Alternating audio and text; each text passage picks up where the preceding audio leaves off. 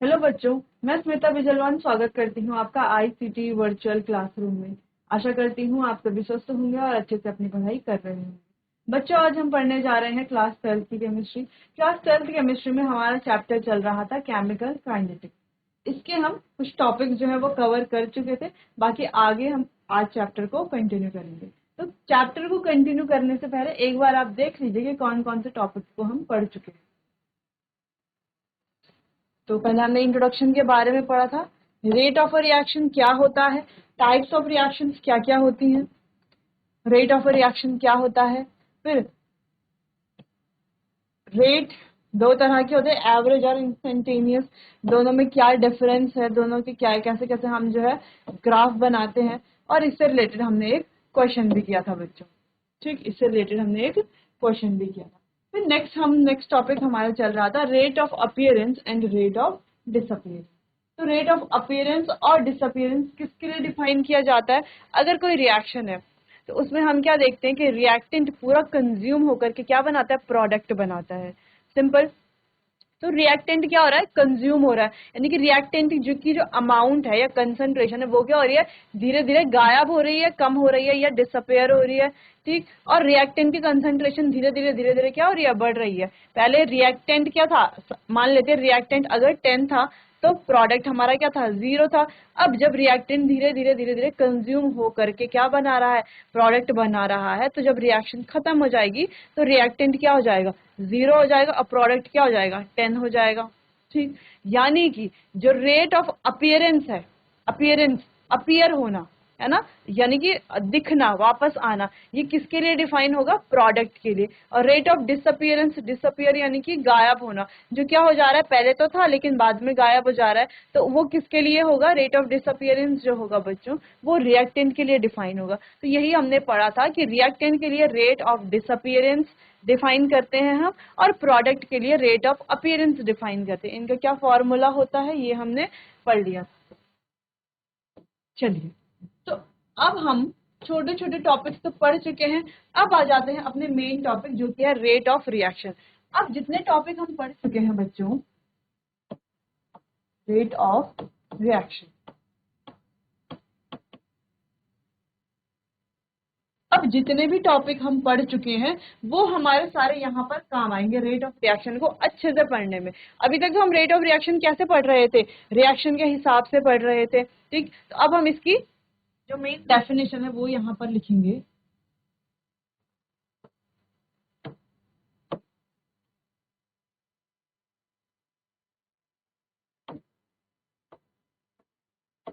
Rate of a reaction is defined for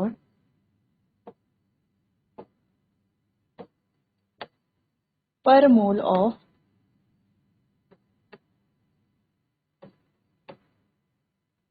reactant product। Reactant और product के पर मोल के लिए डिफाइन होता है हमारा रेट ऑफ रिएक्शन। नोट कीजिए बच्चों इसको।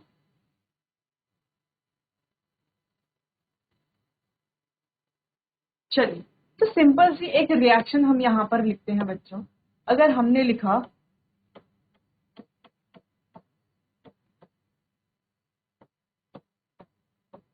ये हमारी रिएक्शन है, ठीक। चलिए, तो यहां से स्टार्ट करते हैं पढ़ने। तो रेट ऑफ डिसअपियरेंस, अगर हम रेट ऑफ डिसअपियरेंस की बात करें तो वो किसके लिए होगी, रेट ऑफ डिसअपियरेंस बच्चों इन दोनों रिएक्टेंट के लिए होती। तो दो रिएक्टेंट है, तो अगर हम ए का रेट ऑफ डिसअपियरेंस लिख रहे हैं, रेट ऑफ डिसअपियरेंस ऑफ ए का क्या लिख रहे हैं, रेट ऑफ डिसअपियरेंस लिख रहे हैं, तो कैसा लिखा जाएगा, माइनस, रिएक्टेंट का हमेशा कैसे लिखते हैं हम, माइनस में लिखते हैं। एक माइनस डी ए की कंसेंट्रेशन बाय dt। ठीक, अब यहां पर अगर हम 1 मोल के लिए लिखें, चल तो यहां पर कितने मोल हैं, 2 मोल, यानी कि for 2 mole of rate of disappearance is equals to, अगर हम 2 मोल के लिए लिखें तो 2 मोल के लिए तो यही होगा minus D A by D T. लेकिन अगर हम फॉर 1 मोल लिखें तो कैसे लिखा जाएगा? For 1 mole of rate of disappearance is equals to, क्या हो जाएगा? ये आ जाएगा यहाँ पर 1/2, यानी कि -1/2 डी ऑफ, शॉर्ट में लिख लेते हैं इसको। यहाँ पर भी क्या होगा? Rate of disappearance of B. B का रेट क्या होगा डिसअपियरेंस का? देखो क्या होगा, माइनस। अच्छा, ये आपको ध्यान से लिखना है क्योंकि यहां से हम एक बहुत इंपॉर्टेंट कंक्लूजन पर पहुंचने वाले हैं। ठीक, इतना होगा। अगर हम बात करें यहाँ पर 3 मोल्स के लिए, for 3 moles, for 3 mole, for 3 mole of rate of disappearance of B की बात हो रही है, तो ये तो सेम ही रहेगा यहाँ पर।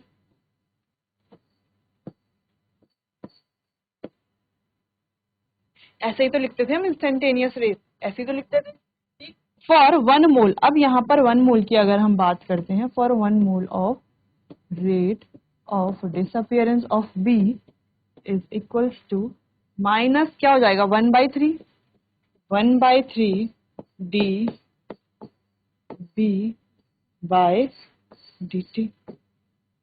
ठीक है, यूनिटरी मेथड से किया ना हमने कि rate of disappearance of B क्या था? इतना था।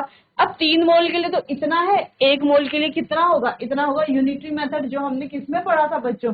जब हम फर्स्ट चैप्टर पढ़ते हैं, जब हम सॉल्यूशन पढ़ते हैं, तो सॉल्यूशन में हमने कुछ चीजें यहाँ पर जब मोलारिटी, मोलालिटी, कंसेंट्रेशन टर्म्स पढ़े थे, ये क्लास 11th में हम मोल कॉन्सेप्ट पढ़ते, तो वहां पर हम यूनिटरी मेथड सीखते हैं बच्चों। ठीक, चलो पहले इतना नोट करो, फिर रेट ऑफ अपीयरेंस ऑफ सी लिखेंगे। सी के लिए क्या आएगा? Rate of appearance. इनके लिए क्या आ रहा है? Rate of disappearance. तो आरओडी यानी कि रेट ऑफ डिसअपियरेंस। ठीक, आरओडी का मतलब क्या है बच्चों? रेट ऑफ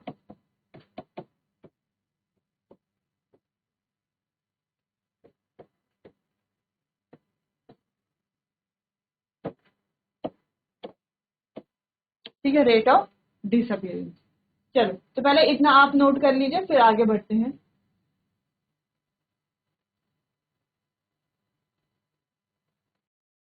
चलो, तो 1 मोल ऑफ ए की बात हो रही थी, रेट ऑफ डिसअपियरेंस क्या होगा?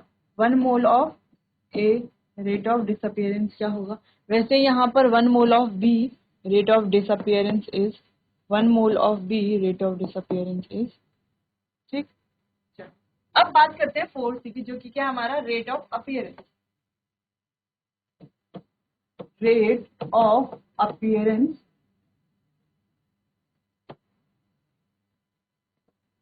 Of C is equals to D by C। तो यहाँ पर माइनस क्यों नहीं आया? क्योंकि ये क्या है? हमारा प्रोडक्ट है। जैसे प्रोडक्ट के लिए हम लिखते हैं तो वो माइनस में नहीं आता, वो कैसा होता है? पॉजिटिव ही होता है बच्चों। ठीक, चलिए, तो यहाँ पर कितने 4 मोल के लिए लिख रहे हैं हम? 4 mole, for 4 mole of C rate of appearance is D C by dt। For 1 mole, अगर 1 मोल के लिए लिखेंगे तो for 1 mole of C rate of appearance is 1/4 D C by dt। यानी कि सिंपल, यानी कि हमें क्या कर लेना है? जो भी इसका क्या होगा, जितने भी क्या होगा इसका स्टोइकियोमेट्रिक कोफिशिएंट होगा, उससे क्या कर रहे हैं हम? सिंपल डिवाइड ही तो कर रहे हैं। उसको कहाँ ला रहे हैं? नीचे डिवाइड में ला रहे हैं। सिंपल यही तो किया हमने। यानी कि बच्चों हम क्या कह सकते हैं कि रेट ऑफ रिएक्शन, ये जो रिएक्शन हमने यहाँ पर लिखी है कौन सी? 2A + 3B gives 4C।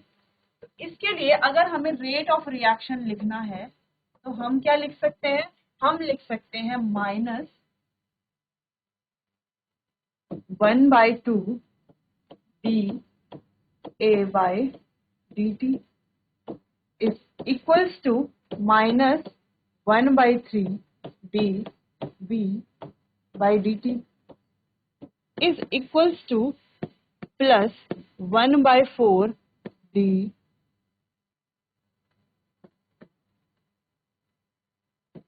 dC by dt। ये लिख सकते हैं हम रेट इस रिएक्शन का। जो रिएक्शन थी, कौन सी रिएक्शन थी? 2A + 3B gives 4C। ये जो रिएक्शन थी इसके लिए अगर हम रेट ऑफ रिएक्शन लिखते हैं तो कुछ इस तरीके से हम लिखते हैं। यानी कि बच्चों, यानी कि इसमें जो ये लिखा गया है ना, क्या, अगर हम बात करें -1/2 dA/dt, ये सारे ही क्या होंगे, बराबर होंगे। ठीक है, सारे क्या होंगे, इक्वल होंगे। इतनी बात तो समझ में आ गई। लेकिन इस तरीके से जब हम लिख रहे हैं तो यहां पर ये जो है इतना, ये क्या है हमारा रेट ऑफ डिसअपियरेंस, और अपीयरेंस वाले की बात करें तो ये क्या होगा, रेट ऑफ अपीयरेंस, यानी कि रेट ऑफ अपीयरेंस या डिसअपियरेंस होगा। ठीक, अब बात करते हैं, जब हम इसमें क्या कर लेते हैं, जो साइकोमेट्रिक कोफिशिएंट है उसका मल्टीप्लाई कर लेते हैं तो ये पूरा क्या बन जाता है, जब हम पूरा साइकोमेट्रिक कोफिशिएंट को क्या कर लेते हैं, इसमें मल्टीप्लाई कर लेते हैं बच्चों, तो ये पूरा क्या बन जाता है, रेट ऑफ रिएक्शन। क्या बन जाता है, रेट ऑफ रिएक्शन बन जाता है। ठीक, तो सिंपल रेट ऑफ डिसअपियरेंस या रेट ऑफ अपीयरेंस जो है पर मोल में हम क्या कहेंगे उसे, वही क्या होगा हमारा, वही रेट ऑफ रिएक्शन होगा। यानी कि बच्चों हम कह सकते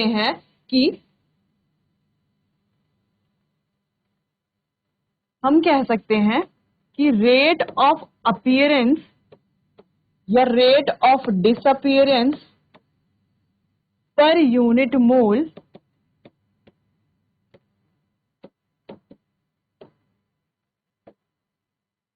is rate of reaction, is known as या is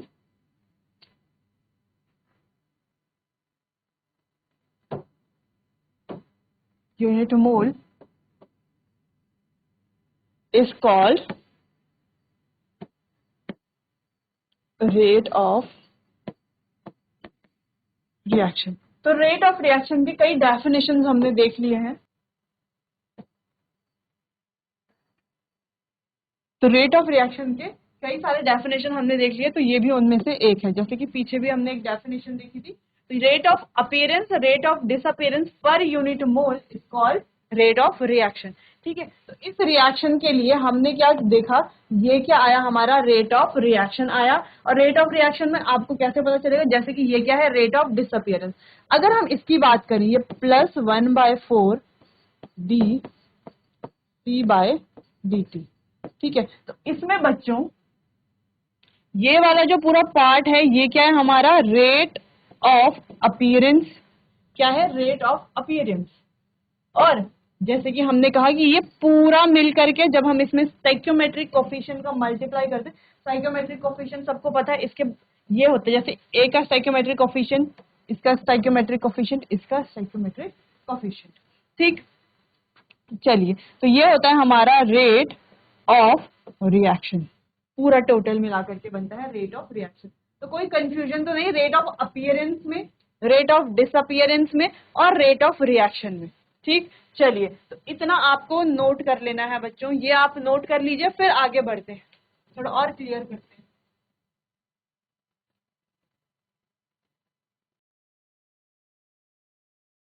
चलिए बच्चों, तो इतनी बात हो गई है क्लियर। आगे बढ़ते हैं।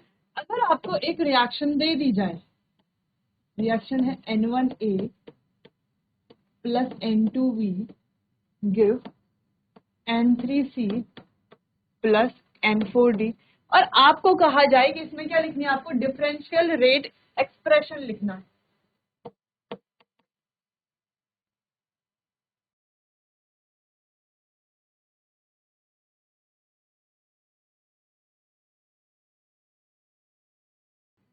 डिफरेंशियल रेट एक्सप्रेशन लिखना है, तो आप कंफ्यूज मत होना। डिफरेंशियल रेट एक्सप्रेशन है क्या, जो हमने रेट ऑफ रिएक्शन लिखा है ना, यही क्या होता है हमारा डिफरेंशियल रेट एक्सप्रेशन, हम इसे ही कहते हैं। चलिए, तो इसके लिए जब हम लिखेंगे तो ROR इज इक्वल्स टू,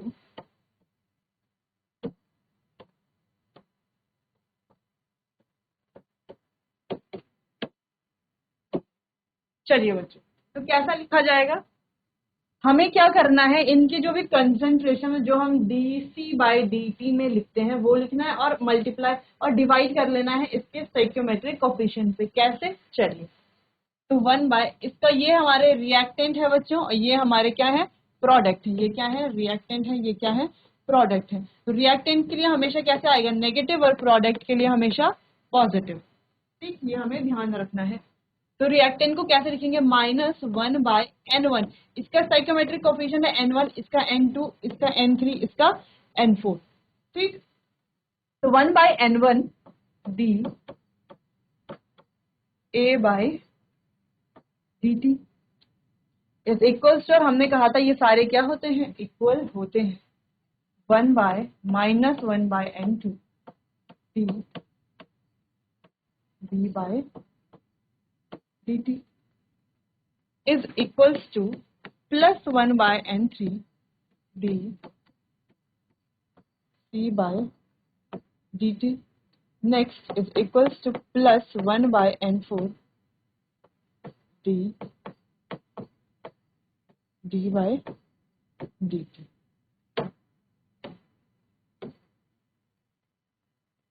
ठीक है, तो ये हमने इस तरीके से रेट ऑफ रिएक्शन लिख दिया। हमने कहा ये है क्या एक्चुअल में? ये है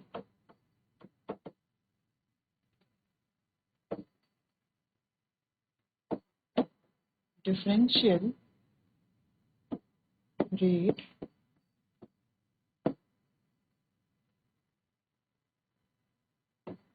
एक्सप्रेशन। क्या है? Differential rate expression. ठीक, तो कोई भी रिएक्शन आपको दी जाएगी ना, कोई सी भी रिएक्शन दी जाएगी तो आप डिफरेंशियल रेट एक्सप्रेशन लिख सकते हैं।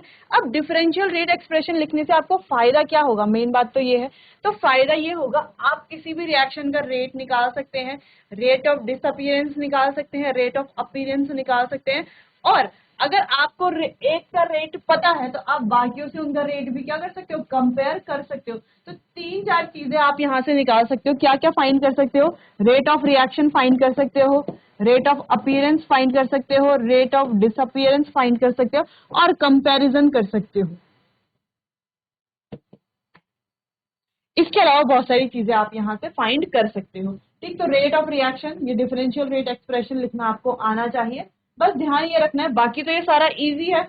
ध्यान आपको सिर्फ ये रखना है कि रिएक्टेंट के लिए आपको नेगेटिव साइन यूज करना है और प्रोडक्ट के लिए आपको पॉजिटिव साइन यूज करना है। ठीक, चलिए बच्चों, इतना आप नोट कर लीजिए, फिर आगे बढ़ते हैं।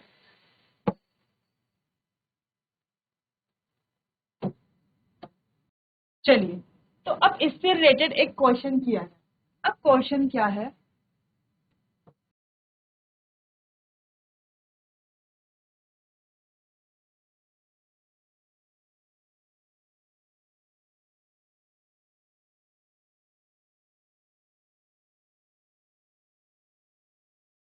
ठीक है, ये हमारे पास रिएक्शन।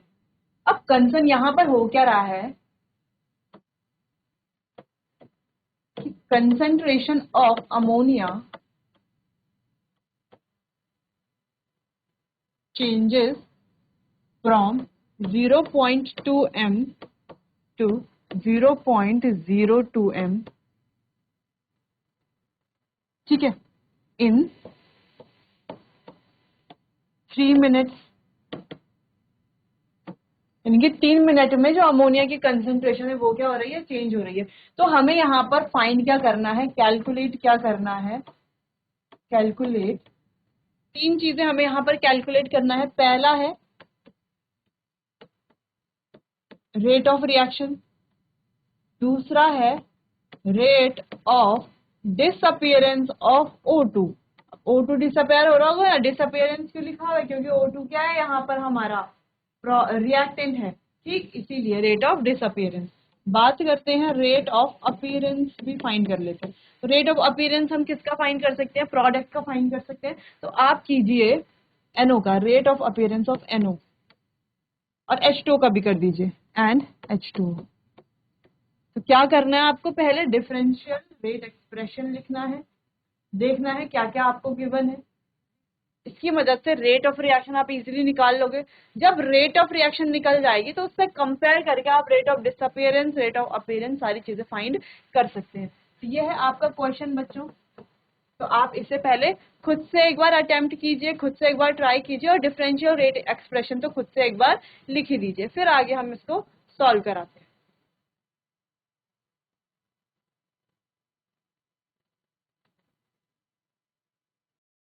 चलिए तो एक एक करके फाइंड करते हैं। सबसे पहला है रेट ऑफ रिएक्शन फाइंड करेंगे।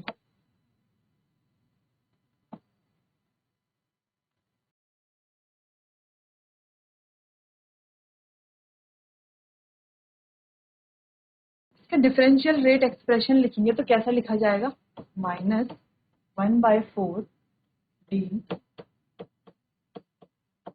NH3/dt simple is equals to -1/5 d O2/dt is equals to +1/4 d NO/dt। Next है +1/6 d H2O/dt। तो यहाँ पर फाइंड क्या करना है, रेट ऑफ रिएक्शन फाइंड। अब रेट ऑफ रिएक्शन कैसे फाइंड करेंगे, उससे पहले देखो हमें क्या दिए हुए, कंसंट्रेशन ऑफ अमोनिया। कैसे सॉल्व करेंगे, डी, ठीक है, कंसंट्रेशन ऑफ अमोनिया क्या हो रही है, चेंज हो रही है। तो देखो इसको कैसे फाइंड करते हैं, जब आपको कंसंट्रेशन दी रहती है कैसे फाइंड करते हैं।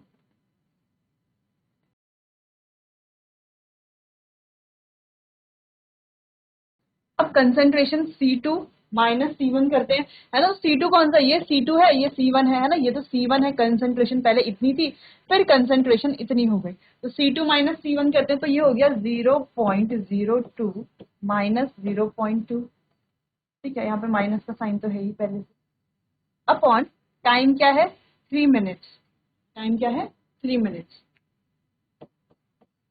सॉल्व कर लेंगे बच्चों।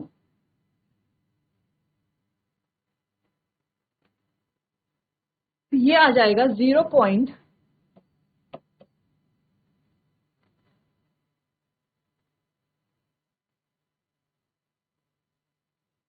सिंपली अगर इसको लिखें तो ये आ जाएगा बच्चों 0.06। ठीक है, 0.06। लेकिन ये रेट तो है नहीं। ठीक है, अब रेट कैसे निकालेंगे इसमें ही, रेट का एक्सप्रेशन क्या है, देखो रेट कब होगा, अभी तो हमने यही निकाला रेट ऑफ डिसअपियरेंस, ये हमने निकाल क्या रहे हैं, ये हमारा रेट ऑफ डिसअपियरेंस। क्या निकाल रहे हैं, रेट ऑफ डिसअपियरेंस।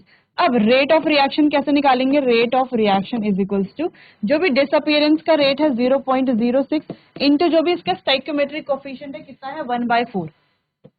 कितना है 1/4, तो ये आ जाएगा 0.2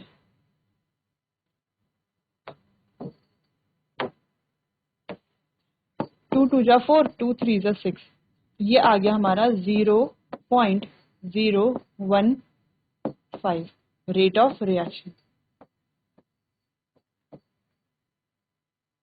ये आ गया रेट ऑफ रिएक्शन। अब इसकी यूनिट क्या होगी, ये हमने क्वेश्चन जब चैप्टर पढ़ा था तो वहां पर डिस्कस किया था। साथ ही ये है आपके लिए होमवर्क कि rate of disappearance of O2, rate of appearance of NONH2 आपको घर से खुद से करके आना है। नहीं आएगा फिर हम यहाँ पर इसको सॉल्व करेंगे। चलिए बच्चों, तो आज के लिए बस इतना ही। बाकी का चैप्टर और लेक्चर कंटिन्यू करेंगे हम अपने आने वाले अगले सेशन में। तब तक के लिए आपका बहुत बहुत धन्यवाद।